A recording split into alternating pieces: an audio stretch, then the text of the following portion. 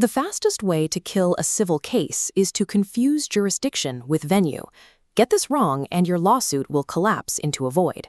Jurisdiction is a court's absolute power. Conferred strictly by law, it is based on the claim's amount or nature and cannot be waived. Venue is merely the trial's geographic location. It is determined by where property sits or parties reside and is easily waived. If you file a motion attacking a geographic error when the court actually lacks the statutory power to hear the claim, your objection fails. You waive the wrong defect and you lose the lawsuit. Republic Act number 11,576 draws a strict numerical line between first-level courts, like the MTC, and regional trial courts. First-level courts handle money claims up to 2 million pesos. Exceed that, jurisdiction jumps to the RTC. For property actions, the boundary is an assessed value of 400,000 pesos. Ignore market or selling price. Courts rely exclusively on assessed value. There is one categorical exception.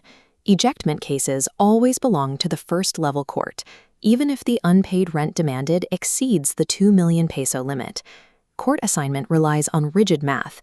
Miscalculate the threshold by a single peso, and any judgment rendered in the wrong court is completely void. Once you lock in the correct court level, you determine the geographic venue by classifying the type of action. Real actions must be filed where the disputed property is located. Personal actions are filed where the principal plaintiff or defendant resides, at their option.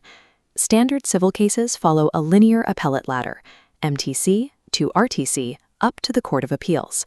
Expedited roles bring strict limits. Under summary procedure, the path dead ends at the RTC. For small claims, there is zero right to appeal the initial MTC decision. Classifying your procedural track correctly on day one determines whether your client will ever have the legal mechanism to overturn an adverse ruling. Surviving a civil procedure problem requires executing a strict 4-step sequence. Step 1, classify the nature of the action. Step 2, apply the exact statutory amount or assessed value to lock in subject matter jurisdiction.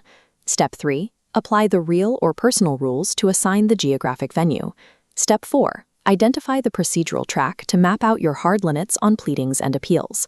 Running your facts through this funnel prevents confusing statutory jurisdiction with waivable venue. It ensures the case survives scrutiny, reaching a decision on the merits.